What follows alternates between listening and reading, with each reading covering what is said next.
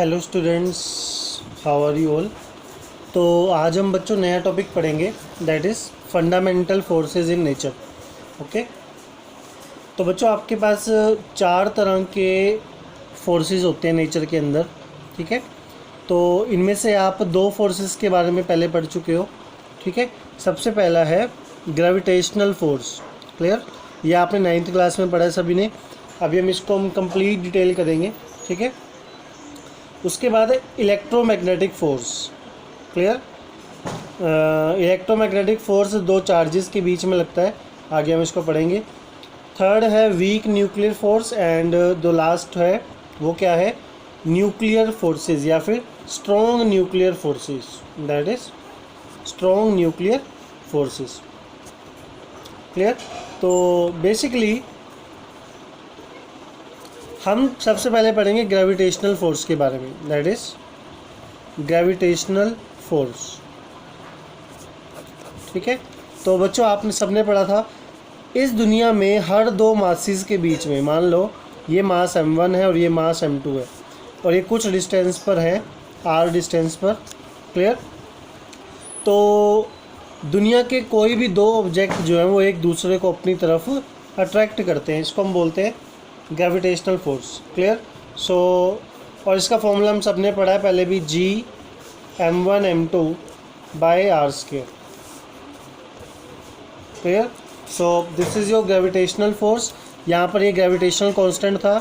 Clear, और basically जो force है यानी जो ग्रेविटेशनल फोर्स है वो डिस्टेंस के स्क्वायर के इन्वर्सली प्रोपोर्शनल होता है, यानी अगर आप डिस्टेंस को बढ़ाओगे तो ये फोर्स जो है वो वीक हो जाएगा। Clear, so it basically follows inverse square law. It basically follows, इसको हम इन्वर्स स्क्वायर लॉ बोलते हैं, इन्वर्स स्क्वायर लॉ। क्लियर, और जो ग्रेविटेशनल फोर्स का जो एक्सचेंज पार्टिकल है, ठीक है, एक्सचेंज पार्टिकल वो है graviton. This is your exchange particle. Clear, okay. The second one is electromagnetic force. और एक और बात बतानी रहेगी बच्चों इसमें, ये दुनिया का वीकेस्ट फोर्स है, weakest force in nature. Okay, so दुनिया का सबसे वीक फोर्स है ये। क्लियर, उसके बाद जो सेकंड फोर्स है वो है electromagnetic force, electromagnetic force. Okay, so बच्चों इलेक्ट्रोमैग्नेटिक फोर्स क्या है, दुनिया में जो करंट या चार्जेस की वजह से फोर्स लगते हैं, मान लो एक चार्ज है Q1, ये चार्ज है Q2 और ये किसी r डिस्टेंस पर है। क्लियर, तो आपने अच्छे से पढ़ा है 10th क्लास में, अगर दो पॉजिटिव चार्ज हैं तो वो एक दूसरे को रिपेल करेंगे। ठीक है, और अगर एक पॉजिटिव चार्ज और एक नेगेटिव चार्ज है तो वो एक दूसरे को अपनी तरफ अट्रैक्ट करेंगे। क्लियर, और ये भी इन्वर्स स्क्वायर लॉ को फॉलो करता है। क्लियर, सो इसकी जो वैल्यू है इलेक्ट्रोमैग्नेटिक फोर्स की, that is Q1 Q2 by r square. r वहीं पर पहले भी r डिस्टेंस है हमारे पास। Clear, k is another constant जिसके बारे में आप +2 क्लास में पढ़ेंगे। क्लियर, और ये दो चार्जेस हैं, चार्जेस जितने ज़्यादा होंगे फोर्स आपका उतना ही ज़्यादा होगा। Clear, again the force is proportional to 1 by r square, यानी ये भी इन्वर्स स्क्वायर लॉ को फॉलो करता है, it follows inverse square law. Clear, so it is very easy to understand. और ये दुनिया का सेकंड वीकेस्ट फोर्स है, यानी सबसे वीकेस्ट हो गया ग्रेविटेशनल, उसके बाद जो सेकंड फोर्स है that is electromagnetic force. Okay, next है हमारे पास weak nuclear forces. Clear, second है आपके पास, that is weak nuclear forces, weak nuclear forces. ठीक है बच्चों, आपके लिए अलग है थोड़ा सा कंसेप्ट, इसको ध्यान से पढ़ेंगे। क्लियर, बेसिकली आपके पास न्यूक्लियस होता है, ठीक है। न्यूक्लियस के अंदर प्रोटॉन्स होते हैं या फिर न्यूट्रॉन्स होते हैं, या प्रोटॉन होंगे या फिर क्या होंगे, न्यूट्रॉन। क्लियर। उसके बीच में भी कुछ पार्टिकल एग्जिस्ट करते हैं। उस एक पार्टिकल का नाम लूँगा मैं, उसको बोलते हैं क्वार्क। क्लियर। ये जो क्वार्क है ये क्या है, तीन क्वार्क मिलकर एक प्रोटॉन या फिर एक न्यूट्रॉन बनाते हैं। प्रोटॉन और तीन क्वार्क ही मिलकर क्या बनाते हैं, न्यूट्रॉन।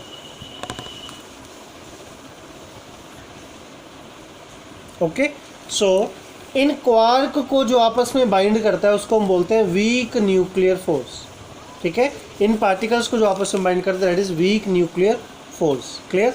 और इनकी रेंज बहुत ही कम है। ये इनकी रेंज जो है वो 16 से लेके -17 मीटर तक, 10 की पावर, ये इनकी रेंज है।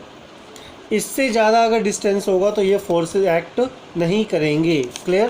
तो third one and sorry the last one is that is strong nuclear forces. Strong nuclear forces. Clear. Again it is very easy to understand.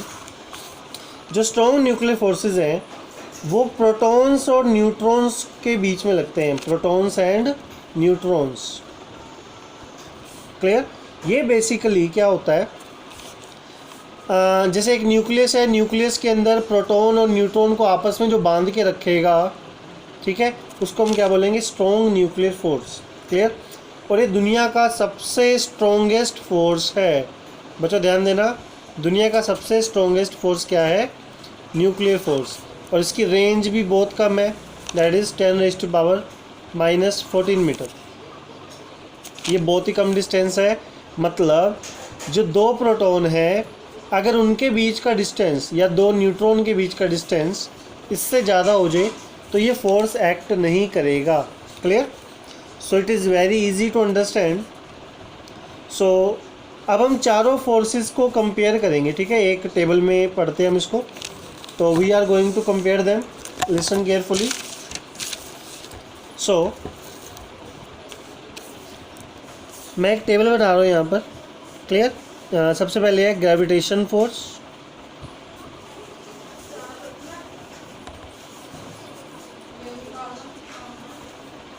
Gravitational force. दूसरा है वीक न्यूक्लियर फोर्स। तीसरा है electromagnetic force.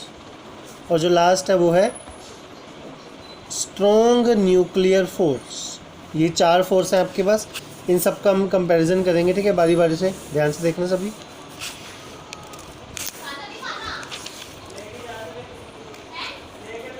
ठीक है। सबसे पहला इनका range. Range का मतलब है कि कितने डिस्टेंस तक एक्ट कर सकते हैं। ग्रेविटेशनल फोर्स की रेंज सबसे ज़्यादा है, दैट इज़ इनफाइनाइट। इसकी रेंज सबसे ज़्यादा है, इनफाइनाइट। क्लियर। दूसरा है वीक न्यूक्लियर फोर्स, इसको हम थोड़ा सा बाद में पढ़ते हैं। स्ट्रॉन्ग न्यूक्लियर फोर्स की जो रेंज है वो भी क्या है, इनफाइनाइट है। Clear. So it is very easy to understand. And weak nuclear force की रेंज है 10⁻⁻17 मीटर, ठीक है। इससे ज़्यादा डिस्टेंस पर ही एक्ट नहीं करेंगे। और इलेक्ट्रोमैग्नेटिक फोर्स की रेंज है वो भी क्या है, इनफाइनाइट। ठीक है बच्चों, यहाँ पे ध्यान से देखना, ये इनफाइनाइट नहीं है। न्यूक्लियर फोर्स की रेंज जो है वो है 10⁻⁻14 मीटर, ठीक है। इसको ध्यान से देख लीजिए, 10⁻⁻14 मीटर। क्लियर। और इनका एक्सचेंज पार्टिकल, क्लियर, इसका एक्सचेंज पार्टिकल है graviton. It is yet to be discovered. Okay. जो वीक न्यूक्लियर फोर्स है उसका एक्सचेंज पार्टिकल नहीं पढ़ेंगे हम लोग। इलेक्ट्रोमैग्नेटिक फोर्स का जो पार्टिकल है वो है फोटोन, ठीक है। और न्यूक्लियर फोर्सेस का जो एक्सचेंज पार्टिकल है वो है मेजोन, मेजोन दैट इज़ पाई मेजोन। ओके। इसको हम फर्दर क्लासेस में पढ़ने वाले हैं। क्लियर। सबसे पहले स्ट्रॉन्गनेस, ठीक है, ये कितना स्ट्रॉन्ग है। हम लोग क्या करते हैं, ये दुनिया का वीकेस्ट फोर्स है, इसकी स्ट्रेंथ हम 1 मान लेते हैं। क्लियर। इससे जो स्ट्रॉन्ग है उसकी जो वैल्यू है वो क्या है, 10⁻25। ये 10⁻25 टाइम्स ज़्यादा है। क्लियर। और जो third one that is electromagnetic wave, sorry electromagnetic force, ये 10⁻36 टाइम्स ज़्यादा है। किससे? ग्रेविटेशनल फोर्स से। और ये बहुत ही बड़ी वैल्यू है। और जो स्ट्रॉन्ग न्यूक्लियर फोर्स है वो सबसे ज़्यादा स्ट्रॉन्ग है, 10⁻38 टाइम्स ज़्यादा है। क्लियर। सो ये तो होंगी इनकी स्ट्रॉन्ग की बात। ओके, अब है इनवर्स स्क्वायर लॉ। कौन कौन फॉलो करता है inverse square law? Gravitational force करता है, इलेक्ट्रोमैग्नेटिक फोर्स करता है, वीक न्यूक्लियर फोर्स नहीं करता। ठीक है।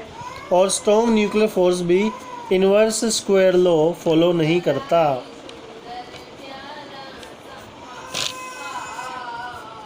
ठीक है। और कोई डाउट किसी को? सो इट इज़ वेरी इजी। तो बच्चों ये हमारे पास फंडामेंटल फोर्सेस का लेक्चर था। क्लियर।